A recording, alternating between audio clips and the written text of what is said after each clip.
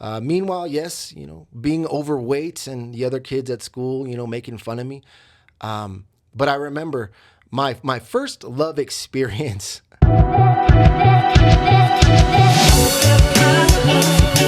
Hello, and welcome to the Mind of a Cheater podcast, where we break down the psychology of why a cheater cheats so that we can better understand it, so we can heal from it and change for the better.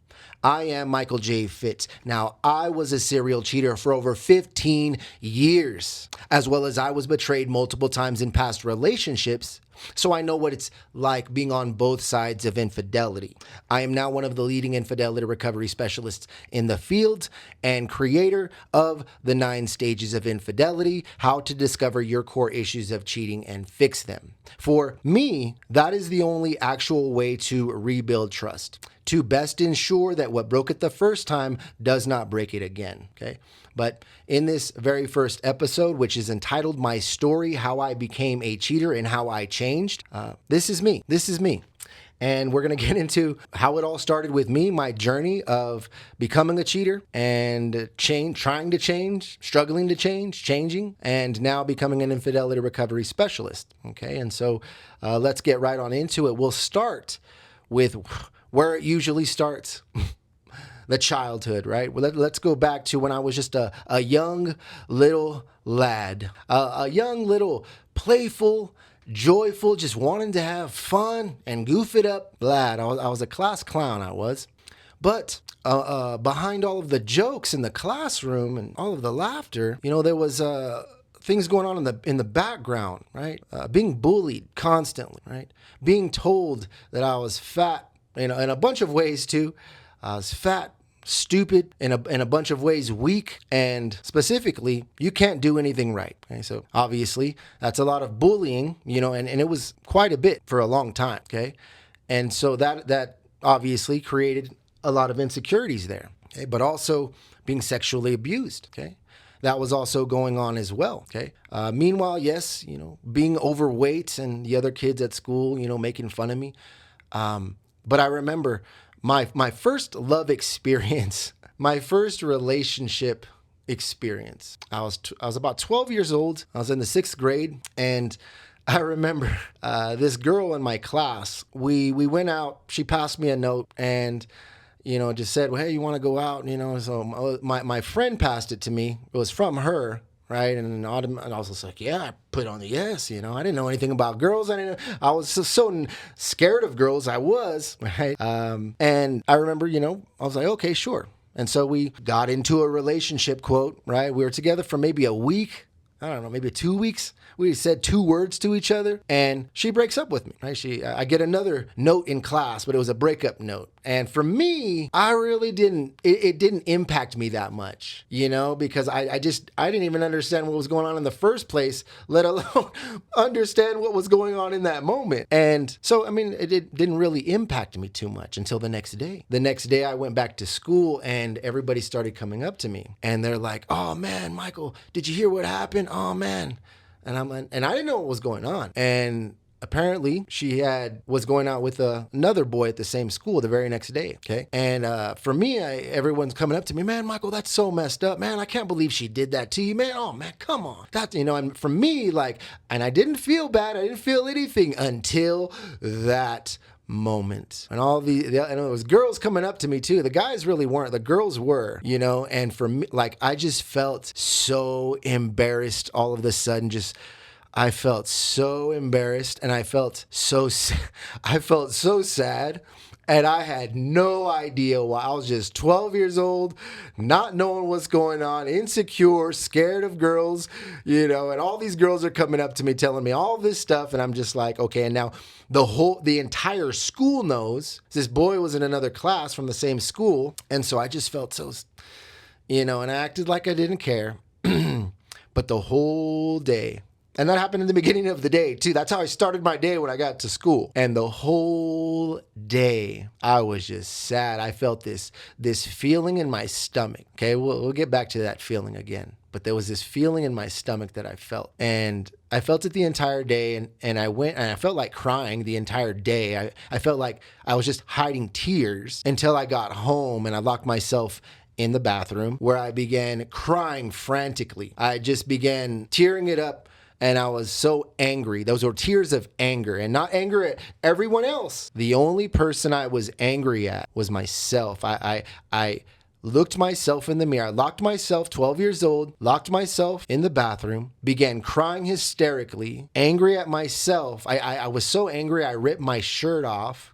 And then I looked myself in the mirror and I seen that I was overweight, and I started letting myself have it. You're so fat, Michael. You're so stupid. You're so weak. You can't do anything right. Why would anyone want to be with you? I remember I was just tearing it up, so angry, hating myself so much in that moment. And meanwhile, all of these beliefs were being created that I didn't even know. Okay, and we'll get to that. Fast forward in the next relationship I was in high school. Again, I didn't know what was going on. Still insecure. I lost weight. I joined the football team. I lost a bunch of weight, and then all of a sudden started getting a bunch of attention, became addicted to it. And had this girlfriend, and I fell in love. I was with her for like a month, fell in love, right? I was 16 maybe, and she breaks up with me. And about a week later, I see her making out with her ex-boyfriend in the hallway. Meanwhile, I'm still shocked and heartbroken from the breakup because I thought it was for a different reason. And then lo and behold, here was what I see. And I remember, boom, that feeling came back times a million. And I just felt so nothing. I felt worthless. I felt just nothing. I felt so easily replaceable. I felt like I was just a little replacement, a little something cute to play with, nothing to take serious. And for me, why? Why would anybody take me serious? In my mind, I'm still fat, stupid, weak, can't do anything right. And then girl after that, similar thing happened. A little different, but what did I learn? What did I get? I mean, I didn't realize all of this back when I reflected, until I reflected, but thinking about all of what I went through, all of the trust issues that were developed early on, feeling taken advantage of with my body, automatically already out the gate, being a kid, feeling worthless and used, like what I had to say, what I did, nothing else mattered. The only thing I was good for maybe was that, and getting treated so horribly not all of the time, but a lot of time, and going, you know what, that feels better than feeling that. Being abused in that way doesn't hurt as much here as being abused that way. How interesting is that? But, again, going back and reflecting, right? What these things do to our minds, what they have the possibility of doing, what a belief or an experience creates a belief and what it can do, right, to a person, especially when they're little, adopting an identity that I'm just stupid and it doesn't matter what I do, can't do anything right. And then with girls, what girls have shown me, shoot, they'll leave you for someone else. Yeah, they'll find someone better, and the moment they find someone better, they'll leave you for someone else. And so better not get too close, and perhaps it's better to have someone right there ready and available for you, so you don't have that feeling again. You don't have that feeling of feeling stupid, of feeling abandoned, feeling replaced, feeling lonely and sad and worthless, and like I couldn't do anything right. All of those things. And so going after that, after those relationships, I remember I would just jump from relationship to relationship after that, because I became addicted to the attention. Now, I would get attention as a kid from girls because I was so funny. I was always the class clown, But getting older, with losing weight, I started getting attention in high school, and then, after that too, I became girl crazy, jumping from relationship to relationship. Hey, I don't want to be alone. Don't want to be alone. Got to find the next one. Got to keep one orbiting just in case. Keep one in the background. And so I kept on cheating. I would continue to cheat. And those insecurities would pop up in whatever relationship I was in. Just about every relationship I was in, I would cheat. And the fear of being left, the fear of not feeling good enough, not feeling like I'm worth something, that feeling, that resentment still being there, the residue of resentment still being there towards women. I had so many reasons in my mind. I began justifying my actions so much. I would blame them because I would become resentful. Well, that's what they get for acting stupid. That was my interpretation. Now, how funny that was. I was called stupid a lot, acting stupid a lot. And so when I would go out and cheat, that's what they get for acting stupid, okay? I remember this one relationship I was in. We were on the couch watching TV, watching a movie. And on this movie, there was this guy on there who had this Spanish accent. He had some kind of accent. It was a Latin accent. I don't forget what it was exactly.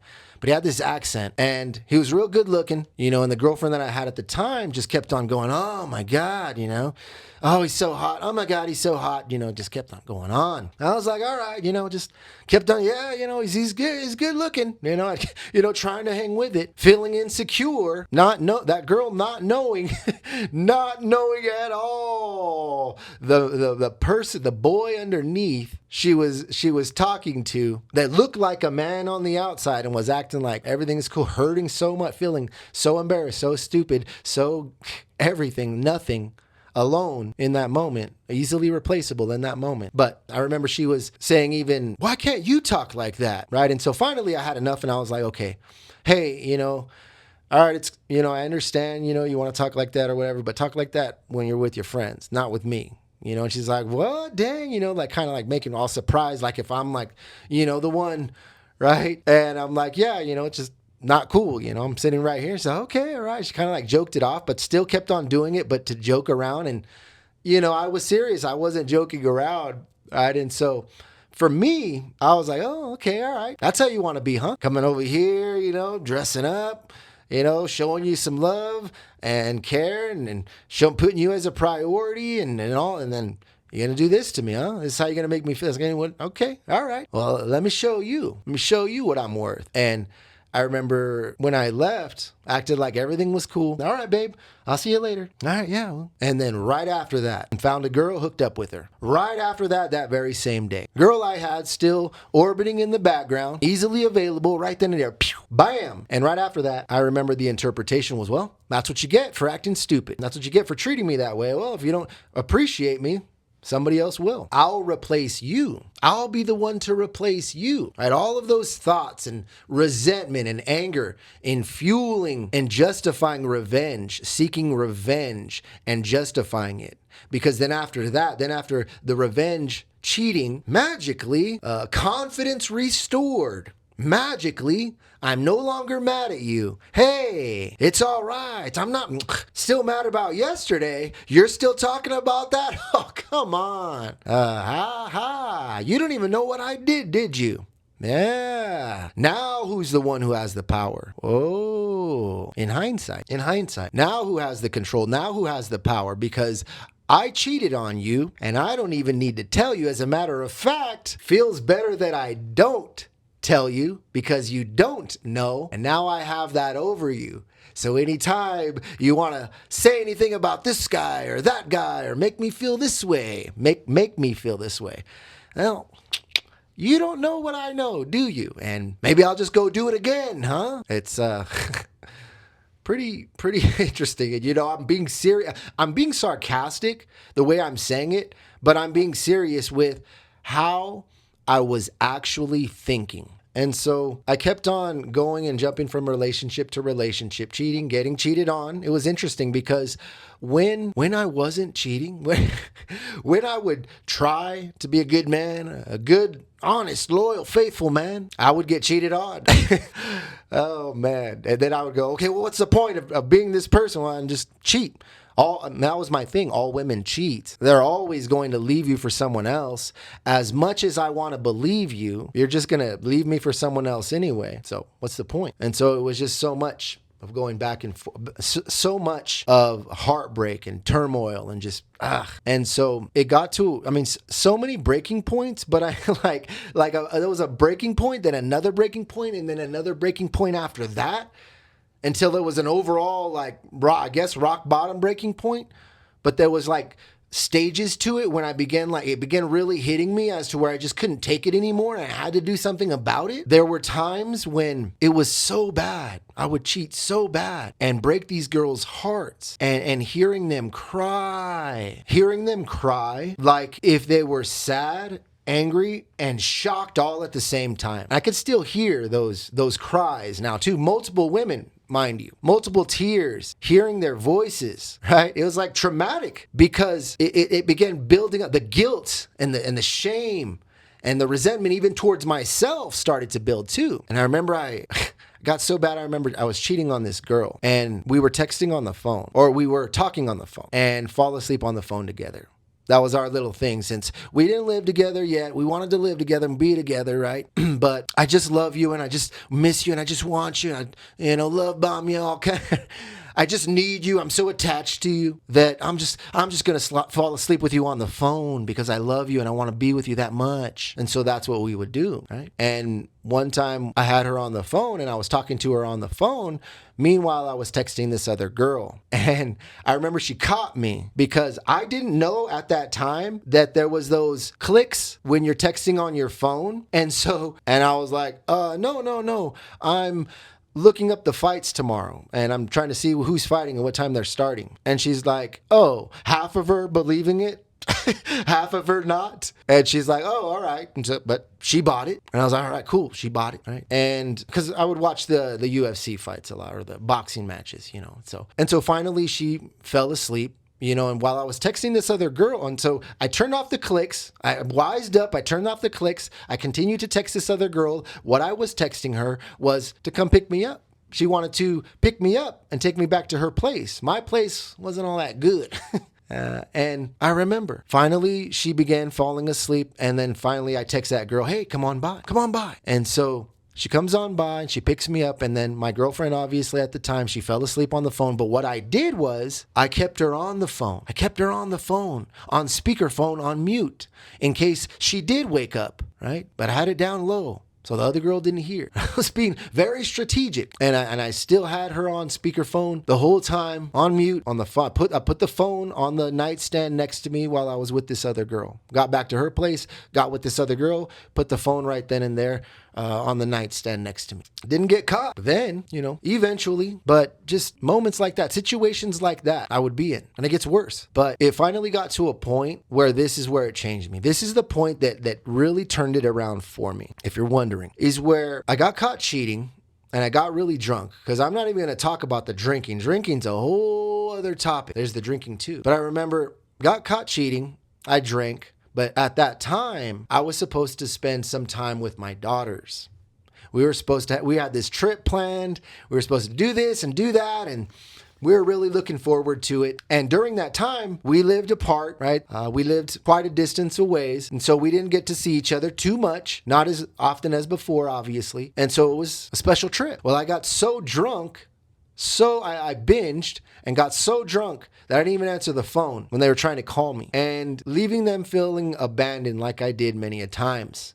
Many a times when I was supposed to go and spend time with them, watch them, babysit them. I mean, they're my children, but handing them off to my parents to have them babysit them, or so, putting them to bed so I can go spend some time with some other girls, doing the bare minimum as a dad, and not even that. I wasn't even able to do that, even able to provide for them because I was so wrapped up in all this other mess. But nonetheless, another time, here I go. Here dad goes again, getting drunk and abandoning all responsibilities and abandoning everyone, being the most selfish, fill in the blank, you could possibly imagine. And when I finally sobered up, because I would go on binges, and I would just drink and just go into the darkness and go careless. Try to go careless about everything. And so finally, when I sobered up, talked to my oldest, and I apologized to her, and I told her, Mamas, I'm never going to do this to you again. This is it. I can't take it anymore. I know you can't. I realize that why I do this is because I give up on myself, and I'm going to find out why I give up, and I'm going to stop giving up, and I'm never going to give up again. And my daughter says this. She says, good, because if you give up on yourself again, I'm going to give up on you too. And that's when it occurred to me. You really got to get this down, Michael. You really got to figure this out. You really got to figure out these issues you have of cheating and drinking. And so instead of trying to do all these other things that I was trying to do to fix my issues, which was I was just avoiding my issues and patching it up with things to make myself act like I'm confident, think I'm confident. Really, I'm not. But I went on a journey. I dedicated myself to finding out just why I cheated. And there was other moments where it happened too, where I began to wonder why I cheated. Finding out I was getting cheated on. And it made me wonder, well, why did I cheat? Why do I cheat? And so why became very important to me. And I began doing everything I possibly could. And at that time, I was already doing coaching. I was already doing life coaching, confidence coaching. dating coaching, relationship coaching even. But I wouldn't touch the infidelity stuff because I knew I was going back and forth with it. And I wonder why. I had so many of those issues. I wonder why I wasn't getting any clients. That's for another story. But I began discovering my issues, books, coaching, therapy, seminars, just a lot of reflection. And I began putting together my why. And I found that I had a lot of issues of loneliness, resentment, anxiety, depression, anger, feeling not good enough, trust issues, a lot of trust issues. And finding out, okay, one thing, how did I begin to change? When I began finding all of this out, I began going, okay, so if what I found was that one of the issues that I had specifically was loneliness. And I began going, okay, so what happens when I began going, what's the event that happens that starts everything, which is the cause, which is the first stage of infidelity, which is the 9 stages of infidelity, which we'll get into later, system I created. But I go, well, what makes me want to cheat? What actually starts? And I go, well, usually in that moment, I'm usually sad about something, usually worried about something, usually angry about something. And I go, okay, well, sad and angry and worried about what? How else are you feel? How does sad and angry feel like? And I kept on digging, right? I kept peeling all of these layers.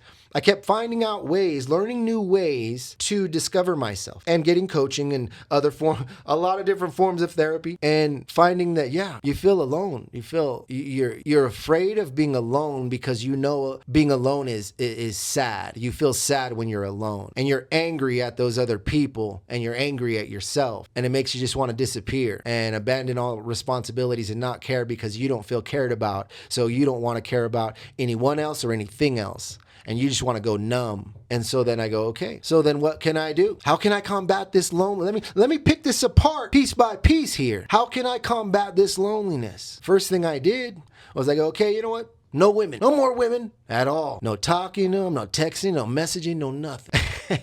And I did. And you want to know what happened?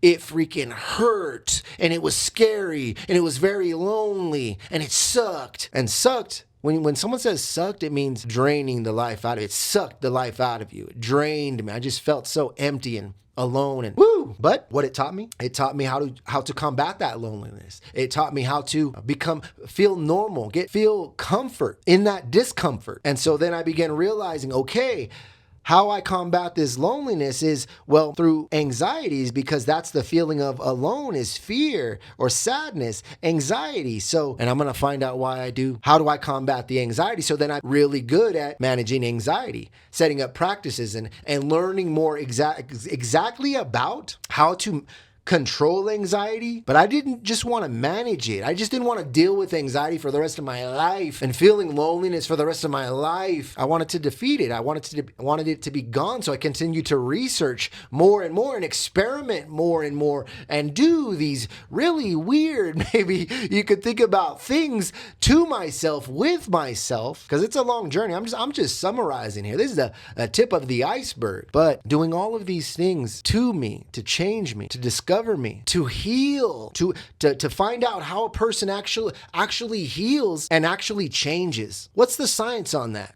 So I began taking more, courses, reading more books, and here I am. And how I got here to becoming an infidelity recovery coach is I started speaking about cheating in my videos. The one thing I didn't want to do because I felt so ashamed about it, right? I was like, you know what? This is the final chapter. I was like, I'm going to speak about my infidelity. I'm going to talk about how I was a cheater and talk about all of these things. And I started making videos with no intention at all of becoming an infidelity recovery specialist. And just like that, my views started going up, comments started going up, questions started going up, messages started going up, consultations started going up, clients started going up, sales started going up, opportunities, everything. And it's very cool. I like it. I love it. I love what I'm doing. And what I noticed when becoming an infidelity recovery coach is a big thing that's missing when people are trying to recover from infidelity is there's not enough focus on the why, the core issues, the root causes of infidelity, but more specifically, exactly what to do and how to do it to actually change, because there's all of these and general advices of, well, If you cheat because, you want attention, well, stop needing attention and put your attention on your partner. Oh, man. It doesn't work with someone is that hardwired. And that's a thing that I found, too, is that it's in the wiring of your brain and body, your insecurities, your patterns, everything. And so it's very surface level to try to fix something that's hardwired into your subconscious. For 90% of what we do is subconscious. And so I created the 9 stages of infidelity for how a cheater cheats. Why, and how a cheater cheats and how to fix it, okay?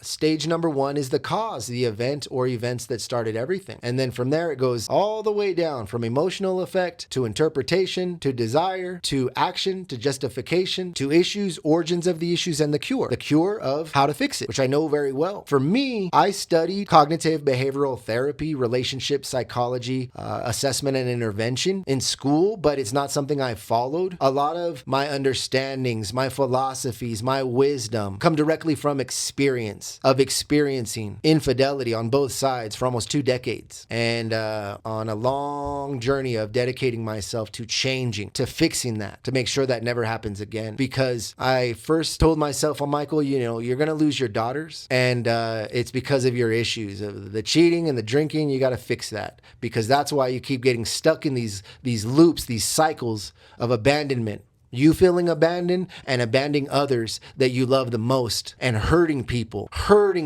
And you're never going to be truly happy and joyful forever like you want. You're never going to really truly have what you've always desired, which is someone to love you and someone you love, and to spend the rest of your life with in a magic, beautiful fairy tale. And so doing the work, a lot of the work, I began systemizing everything. I began putting things into systems of what I did, and documenting it, and creating programs and actions and exercises to actually change, specifically for a cheater, specifically to heal from infidelity, for even the betrayed. A lot of the things I've done to heal, that's for another episode. Tune in on that one. But that's going to be it for today. And so I hope this podcast episode helped. Okay, if you want to follow me more, if you want to discover more, all of my platforms, all of my links are down below.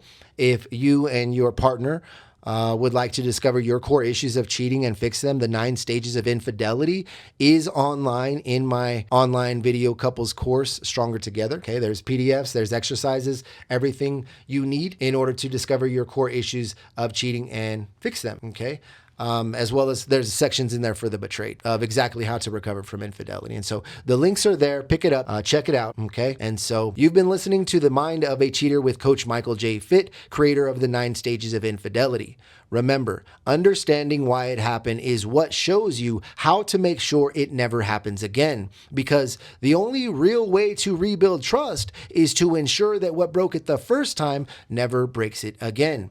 And if you and your partner are ready to rebuild trust together, check out my online Stronger Together course, created to help couples recover from infidelity step by step. You'll find the link in the description below. If this episode spoke to you, share it with someone who needs to hear it, and subscribe for new episodes every week. You can connect with me on social media or find all of my links in the description below. I am Coach Michael J. Fitt, and this is the Mind of a Cheater podcast. Hey!